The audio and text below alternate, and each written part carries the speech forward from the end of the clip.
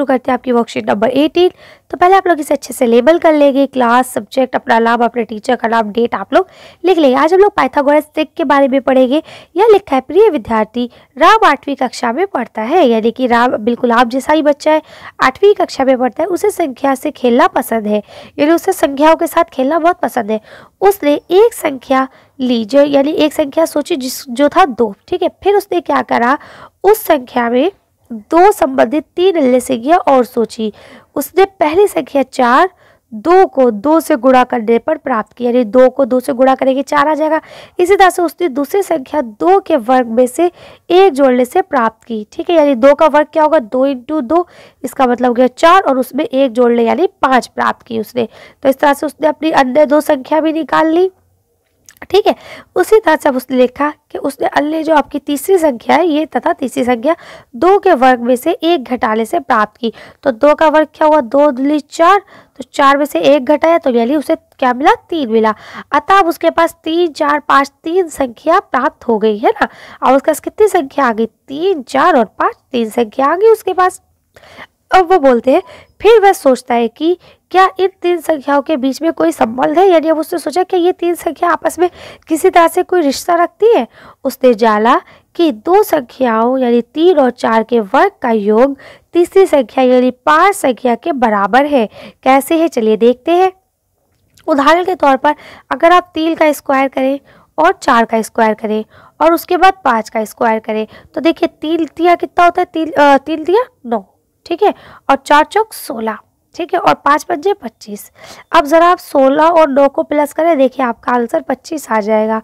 तो देखिए इस तरह से इन दोनों का योग तीसरी संख्या के बराबर हुआ कि नहीं हुआ, तो वही चीज इन्होंने यहाँ पे बताई है, ठीक। अब आगे क्या लिखते हैं, क्या आप जानते हैं कि संख्याओं के इस गुण का सबसे पहले पता किसने किया, यानी सबसे पहले इसने अवलोकन किसने किया।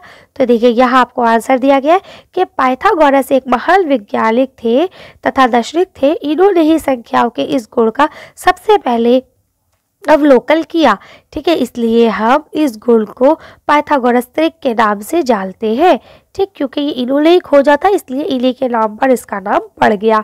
अब यहाँ देखिए लिखा है, संख्याओं का ऐसा समूह जिसमें 2 संख्याओं के वर्ग का योग तीसरी संख्या के वर्ग के बराबर होता है, इन्हें हम पाइथागोरस ट्रिक के नाम से जानते हैं।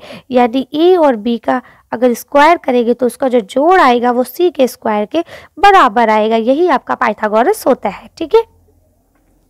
यहाँ देखिए आपको यही चीज दे दी गई है, पाइथागोरस ट्रिक की एक संख्या दी गई है और हमें अन्य 2 संख्या ज्ञात कर सकते हैं। यानी अगर हमें एक संख्या दी जाए और आपसे कहा जाए बाकी की 2 ज्ञात करो, तो हम कैसे करेंगे, चलिए इसको देखते हैं। तो यहाँ देखिए लिखा है, दी गई संख्या अगर दी गई सम संख्या है, यानी कि 2 4 6 8 10 इस तरह की कोई संख्या है जो जोड़े वाली है, तो उसको आप कैसे सॉल्व करेंगे वो आपको दिखाया गया है कि अगर इस तरह से जोड़े वाली कोई संख्या होगी तो पहले उसे 2 से भाग दे देंगे, ठीक है। 2 से भाग देने के बाद फिर 2 से गुणा कर देंगे, मतलब 2 दुगुना गुणा करेंगे, यानी उसको वर्ग करेंगे, ठीक। ये देखिए यहाँ लिखा है ना।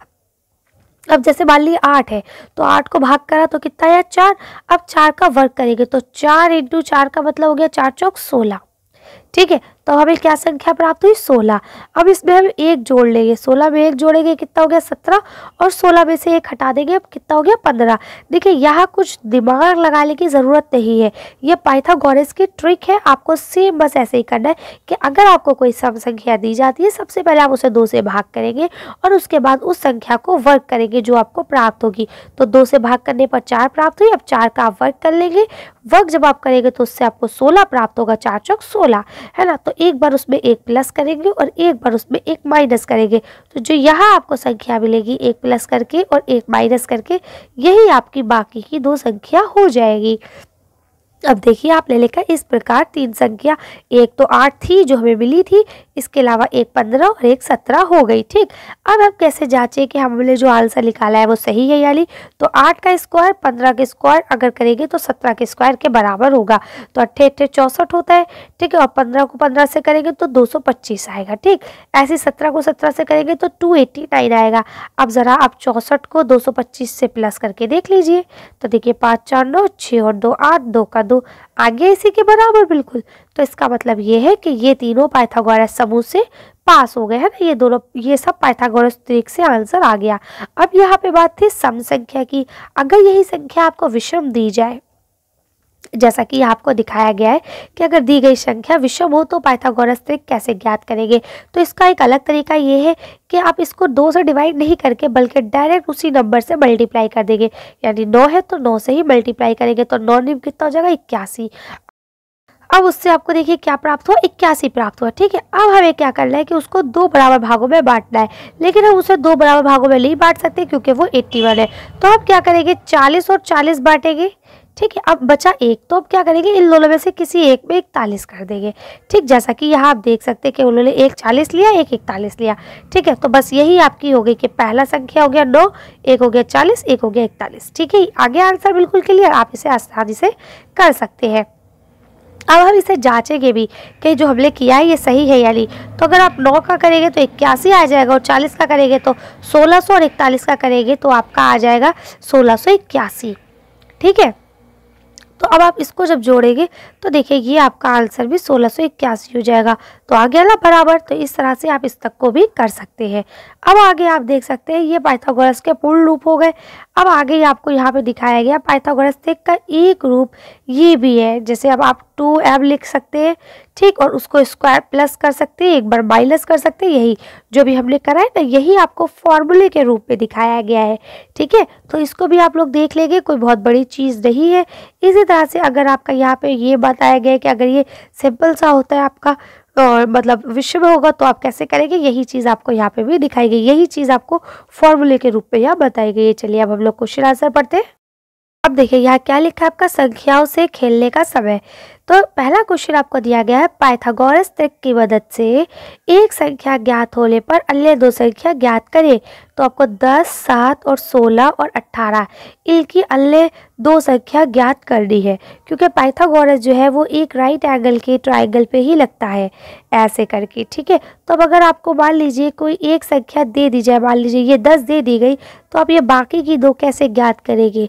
तो पाइथागोरस का एक ट्रिक होती है जिसकी मदद से आप इसको ज्ञात कर सकते हैं। तो चलिए इन चारों का आंसर देखते हैं। ये पहले का आंसर आप ऐसे करेंगे जैसे हमने अभी ऊपर पढ़ा था। क्या आप इसको 2 से डिवाइड करेंगे सबसे पहले, तो आपका आंसर आएगा 5। 5 का स्क्वायर करेंगे हो जाएगा 25, यानी 5 को 5 से मल्टीप्लाई करेंगे, है ना। अब जैसे ही आपका 25 आंसर आता है तो आपको एक बार प्लस करना है, एक बार माइनस। तो बस आपका 10 तो पहले से था ही, और 24 और आपका क्या नाम है 26, ये आपका आंसर हो जाएगा। ठीक है, ये 3 एक साइड आपको दी गई थी, 2 साइडें आपने निकाल दी। एक बार 25 में एक प्लस करा, एक बार 25 में एक माइनस करा। ठीक, अब जब आप इसका स्क्वायर करेंगे तो देखिए 10 का स्क्वायर क्या हो जाएगा आपका 100, ऐसे 24 का क्या हो जाएगा 576। ठीक है, और 26 का क्या हो जाएगा 676। ठीक, अब जब आप इसे प्लस करेंगे तो आपका दोनों इक्वल आ जाएगा। इसका मतलब ये कि हमने जो इक्वेशन करी वो बिल्कुल ठीक थी। ठीक, इसी तरह से अब आपका यहाँ नेक्स्ट क्वेश्चन शुरू होता है। तो दूसरा है आपका 7। तो आपको बताया गया था कि अगर विषम संख्या होगी, यानी अगर आपका दूसरा वाला नंबर होगा जो कि जोड़े में नहीं है, तो आपको क्या करना होता है, आपको 7 7 से 49 करना होता है। सबसे पहले आप इसे मल्टीप्लाई कर लेंगे, जैसे ही आपका आंसर 49 हो जाएगा, फिर आपको क्या करना है, उसको 2 हिस्सों में तोड़ना है। तो देखिए इसका आधा 24 होना चाहिए, है ना, लेकिन क्योंकि यहाँ पे कितना है 9 है, तो एक को हम 25 कर लेंगे, एक को हम 24 कर लेंगे। ठीक, तो इस तरह से ये आपका आंसर बन जाएगा। 7 यहाँ है, एक 24 हो गया, एक 25 हो गया। ठीक, अब जब आप इन सबका स्क्वायर करेंगे तो आप देखिए 7 का स्क्वायर 49 हो जाएगा, 7 49, और 24 का क्या आ जाएगा 576, और 25 का क्या आएगा 625। आप इसे जोड़ेंगे, दोनों का आंसर बराबर आएगा, इनका जोड़ इसके बराबर आएगा। ठीक है, तो ये भी पाइथागोरस है, तो ये भी हमारा क्लियर हो गया। अब इसी तरह से आपको यहाँ देखिए तीसरा दिया गया, तीसरा आपका 16 है। ठीक है, तो आप 16 को क्या करेंगे, 2 से डिवाइड करेंगे, 8 आएगा, फिर 8 का स्क्वायर करेंगे, 8 8 64। ठीक है, अब 8 8 64 हो जाएगा आपका। अब आपको 64 में एक बार एक प्लस करना है, और 64 में से एक बार एक माइनस करना है। तो आपका एक आंसर आएगा 63, एक आएगा 65। ठीक, अब जब आपको यहाँ 16, 63 और 65 मिल गया, अब इन सबका आपको क्या करना है, स्क्वायर करना है। ठीक है, सबका आप स्क्वायर करेंगे तो स्क्वायर करके आपका ये आंसर आएगा। जब आप कॉमन रखेंगे तो देखिए आपका आंसर बराबर आ जाएगा। ठीक, तो इसका मतलब क्या है कि ये सारे पाइथागोरस के हैं, और आपको यहाँ पे जो दूसरी साइडें मिल रही है वो भी बिल्कुल ठीक मिलती जा रही है। ठीक, अब इसी तरह से ये आपका लास्ट 18 दिया गया है, ठीक है। तो अब 18 का आप इसको क्या करेंगे, 2 से डिवाइड करेंगे तो आपका आंसर आएगा 9, है ना। 9 लिए 18, उसके बाद 9 का आप स्क्वायर करेंगे तो 9 लिम क्या हो जाएगा 81। अब आपका आंसर आ गया 81। 81 में से 1 माइनस करेंगे और 1 बार 1 प्लस करेंगे। दोनों में से आप कोई भी काम पहले कर सकते हैं, चाहे पहले माइनस कर ले चाहे पहले प्लस कर ले, बात वही है, ठीक। लेकिन आपको यहाँ बड़ा आंसर हमेशा सबसे किनारे लिखना है, इस चीज़ का आप खास ख्याल रखेंगे। 2 छोटे एक तरफ, बड़ा अलग, ठीक है।